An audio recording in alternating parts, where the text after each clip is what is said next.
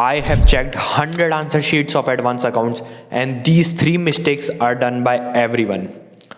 जैसा कि तुम्हारे को पता होगा मेरे चैनल पर सीए फाउंडेशन और इंटर दोनों की टेस्ट सीरीज चल रही है। ये वीडियो भी दोनों के लिए रेलिवेंट है, इसलिए दोनों देख सकते हैं। इस वीडियो के अंदर मैं तुम्हारे को बताऊंगा, मैंने 100 copies of advance account check करी है और मेरे को 3 मिस्टेक ऐसी पता लगी जो कि हर स्टूडेंट कर रहा है। अगर तुम ये जान लो तो तुम वो पेपर में नहीं करोगे, जिससे तुम्हारा बहुत ज़्यादा फायदा होगा।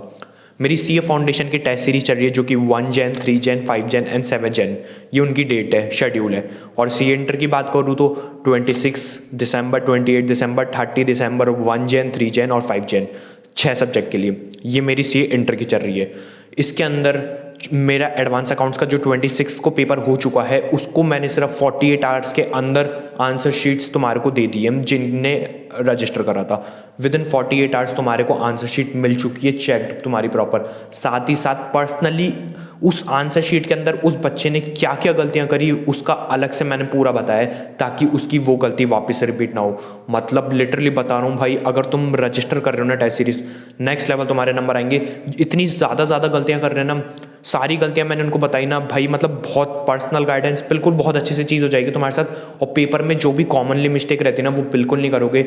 अगर मैं तुम्हारे को बिल्कुल सही बात बताऊँ ना, तो जो मैंने उनको गाइड करा कि हाँ यार तुम्हारी ये गलतियाँ हैं, उनसे वो जो पेपर में नहीं करेंगे ना 5 to 10 मार्क्स उनकी गारंटी इंक्रीज होने वाले, लिटरली बता रहा हूँ। ठीक है, अब देखो एडवांस अकाउंट जैसे सी एंटर की चालू हो चुकी है, हो सकता है तुम चलते हुए देख रहे हो या फिर तुमने मिस कर दियो टेस्ट सीरीज को, तो इसको तुम अभी भी रजिस्टर कर सकते हो। अब वो कैसे, देखो सिंपल सी चीज़ है। अगर फाउंडेशन का भी साथ में मैं तुम्हारे को यही बता रहा हूँ, अगर चलते हुए तुमने मिस कर दिया तो भी कोई दिक्कत की बात नहीं है, तुम इसे वापस रजिस्टर कर सकते हो। सिंपल सा है, तुम्हारे को रजिस्टर करना है, पेमेंट कर देना है। प्राइसिंग मैं तुम्हारे को वापस बता दूंगा एक बार, गूगल फॉर्म का लिंक मैं तुम्हारे को कमेंट सेक्शन के अंदर दे दूंगा। बोथ फाउंडेशन एंड इंटर अलग अलग है, ध्यान रखना, ठीक है। उसको तुम्हारे को भर के मेरे को टेलीग्राम पे मैसेज कर देना है। अब तुम बोलोगे यार डेट तो चली गई, अब मैं रजिस्टर करके क्या करूंगा। सबसे बेस्ट चीज़ मेरी टेस्ट सीरीज़ की ये रहती है, जो कि तुम्हारे को कहीं और नहीं मिलेगी।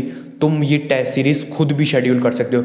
मतलब जैसा तुम्हारे को लग रहा है कि यार मेरे को 3 जनवरी को मेरे को एडवांस अकाउंट्स का पेपर देना है, तुम मेरे को पहले बता दो यार 3 जनवरी, तो 3 जनवरी को एज पर ICI टाइमिंग्स जो कि है 2 PM to 5 PM, उस टाइमिंग तुम्हारा, जैसे तुम्हारे को तुमने बोला मेरे को 3 जैन को देना है, तो मैंने तुम्हारे को पेपर में तुम्हारे को भेज दूंगा एडवांस अकाउंट्स का 2 बजे, और तुम्हारे को 5 बजे वो मेरे को भेज देना, और वो तुम्हारे को चेक होके भी मिल जाएगा। सबसे बेस्ट चीज़ फ्लेक्सिबल टाइमिंग्स, पूरी फ्लेक्सिबल डेट्स, तुम जो तारीख बोलोगे उस तारीख को तुम्हारे को पेपर मिल जाएगा, और फिर 48 आवर्स के अंदर तुम्हारे को चेक होके भी मिल जाएगा।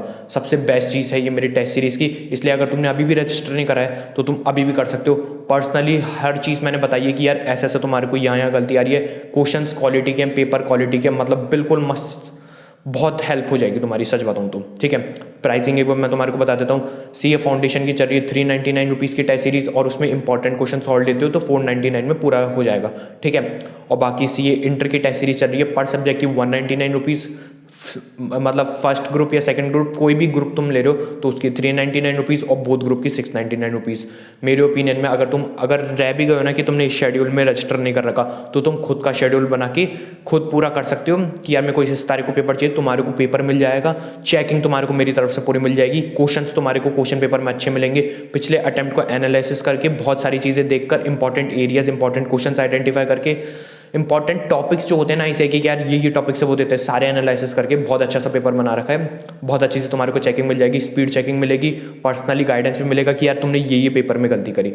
अब मैं तुम्हारे को बताता हूँ ऐसी क्या 3 गलतियाँ हैं जो कि मैक्सिमम स्टूडेंट्स ने करी है एडवांस अकाउंट्स या फिर तुम कह लो अकाउंट्स में।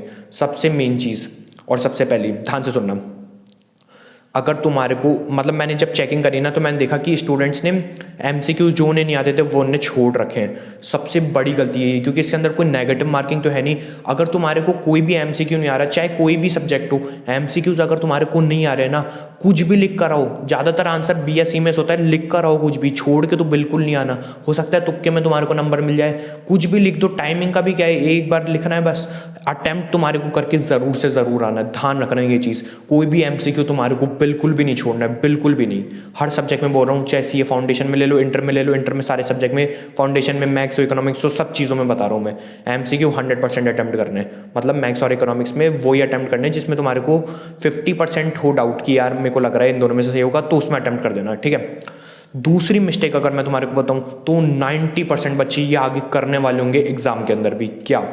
सबसे ज़्यादा नंबर अपन के बताऊँ कहाँ कटते हैं, एएस के आंसर्स के अंदर, जो अकाउंटिंग स्टैंडर्ड्स के जो आंसर्स होते हैं ना वहाँ सबसे ज़्यादा नंबर कटते हैं। तो उसको आंसर को कैसे करना है, मैंने जब चेकिंग करी ना तो मेरे को पता लगा कि बच्चों ने क्या है डायरेक्टली अटेम्प्ट कर रखा है, मतलब डायरेक्टली सॉल्यूशन लिख रखा है कि ये कैलकुलेशन होगी और ऐसा ऐसा आंसर आएगा। वो बिल्कुल भी नहीं करना है। जो क्वेश्चन है उसका जो प्रोविजन है वो प्रोविजन तुम्हारे को लिखना है। कोई चीज़ की डेफिनेशन उसमें से लिख सकते हो, वो डेफिनेशन लिखो। एएस का नाम मेंशन करो एएस नंबर के साथ, पूरा एएस का नाम नंबर के साथ, और प्रोविजन मेंशन करो, फिर तुम्हारे को कैलकुलेशन दिखानी है। उससे तुम्हारे को मैक्सिमम नंबर मिलेंगे। सच बात तो ये है, ठीक है, बेस्ट चीज़। अब मैंने तुम्हारे को पहले भी एक वीडियो में बताया था कि मान लो तुम कोई क्वेश्चन कर रहे हो, तुम्हारे को वो नहीं आ रहा, तो ऐसा क्या करें, ऐसा क्या लिखे कि उस क्वेश्चन के अंदर तो तुम्हारे को मैक्सिमम नंबर मिल जाए। ऐसा क्या करना है, सबसे बेस्ट चीज़ ये मैं तुम्हारे को अब बता रहा हूँ। जैसे मैंने चेकिंग भी करी ना, तो बहुत सारे बच्चों को जो क्वेश्चंस नहीं आ रहे उसके अंदर एटलीस्ट तुम्हारे को क्या करना है, जो तुम्हारा फॉर्मेट है, जैसे कोई बैलेंस शीट वगैरह तो एटलीस्ट फॉर्मेट बनाओ, और जो गिवन अमाउंट है ना वो तो उसके अंदर लिख ही दो। कम से कम तुम्हारे को गिवन अमाउंट वो फॉर्मेट के अंदर लिख के आने।